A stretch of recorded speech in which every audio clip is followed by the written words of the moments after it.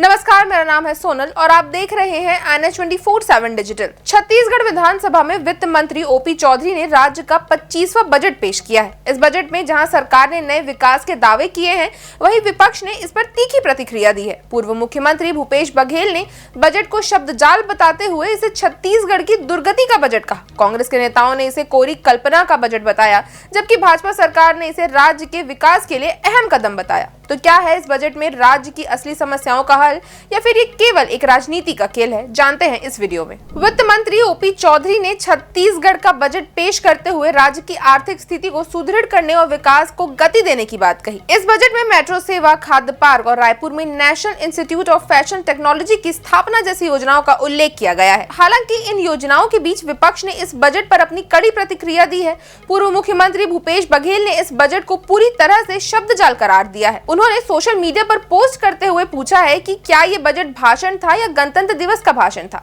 या फिर किसी कवि सम्मेलन की भूमिका। बघेल का कहना था कि इस बजट में राज्य के गरीबों और आम लोगों के लिए कुछ भी ठोस नहीं है। उनका आरोप था कि सरकार ने इस बजट के माध्यम से सिर्फ अपनी उपलब्धियां गिनाई हैं, जबकि असली समस्याओं से ध्यान हटाने की कोशिश की गई है। आइए आपको सुनाते हैं भूपेश बघेल का क्या कहना है इस मुद्दे पर। इस बजट में कुछ नहीं है। किसानों के लिए कोई योजना नहीं है, सिंचाई के लिए नई कोई योजना नहीं है, बेरोजगारों के लिए कोई योजना नहीं है, महंगाई बेरोजगारी से लड़ने के लिए इसमें कोई योजना नहीं है। जो खुद के मोदी की गारंटी के रूप में जो गैस सिलेंडर 500 रुपये में देने की बात की वो उल्लेख नहीं, तो इसमें नया कुछ नहीं है। सर, पिछली बार ज्ञान की बात कही गई थी, इस बार उस ज्ञान को गति देने की बात कही गई। ज्ञान के हिसाब से कोई काम हुआ क्या? अब गति की बात कर रहे हैं, उसकी भी गति वही होगी जो ज्ञान योजना की थी।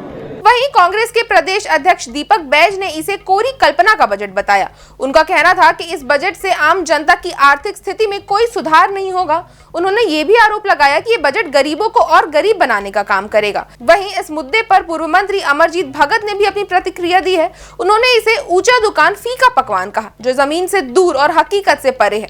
वहीं राज्य के उप मुख्यमंत्री विजय शर्मा ने इस बजट को एक गति के साथ काम को पूरा करने वाला बजट करार दिया है। उनके मुताबिक इस बार पेट्रोल के दाम घटाए गए हैं, कुछ टैक्स में कमी की गई है और पूंजीगत व्यय 22,000 करोड़ से बढ़ाकर 26,000 करोड़ किया गया है, जो राज्य की वित्तीय स्थिति को सुदृढ़ करने के लिए एक बड़ा कदम है। आइए आपको सुनाते हैं डेप्यूटी सीएम का क्या कहना है बजट के इस मुद्दे पर। हाँ, ज्ञान के इम्प्लीमेंटेशन को समय पूर्वक पूरा करने के लिए गति की आवश्यकता है, वित्त मंत्री जी ने बताया है। और मैं निसंदेह इस बात को मानता हूँ कि जिस तरीके से इस बार का बजट प्रस्तुत किया गया है, वो वस्तुतः स्पीड के साथ, गति के साथ कामों को पूरा करने वाला होगा। इस बार के बजट में आप देखेंगे पेट्रोल का भी रेट कम हुआ है। बजट में आप देखेंगे तो टैक्सेस भी कुछ कम हुए हैं। उसके बावजूद आप देखेंगे कि 22,000 करोड़ से लेकर के जो पूंजीगत व्यय है वो 26,000 करोड़ रुपया हुआ है। ये बहुत बड़ी बात है। 18% से ऊपर अगर पूंजीगत व्यय आप बढ़ाते हैं तो आप में साहस होना चाहिए कि आप टैक्स को भी उस समय कम कर सकें। नक्सल फ्रंट पे भैया बस्तर फाइटर्स के लिए 3200 नए रिक्रूटमेंट की बात कही गई है और समूचे बस्तर में डेवलपमेंट के काम के लिए, नियत निलानार के काम के लिए अलग अलग प्रावधान किए गए हैं। ये बस्तर में नक्सलिज्म को समाप्त करने के लिए बहुत कारगर ये बजट साबित होने वाला है। इस बजट में राज्यवासियों को मेट्रो सेवा की सौगात देने की योजना बनाई गई है। साथ ही रायपुर में national institute of fashion technology की स्थापना के लिए 50 करोड़ रुपए का प्रावधान किया गया है। इसके अलावा 17 करोड़ रुपए का बजट फूड पार्क के लिए रखा गया है, जिसे लेकर राज्य सरकार काफी उत्साहित है। छत्तीसगढ़ का 25वां बजट राजनीति से भरपूर रहा, जिसमें सरकार और विपक्ष दोनों ने अपने अपने दृष्टिकोण से इसे देखा। जहां सरकार ने इसे विकास के नए आयामों का एक कदम बताया, वहीं विपक्ष इसे सिर्फ शब्दों का खेल मानते हुए राज्य के असली मुद्दों से ध्यान भटकाने का आरोप लगा रही है।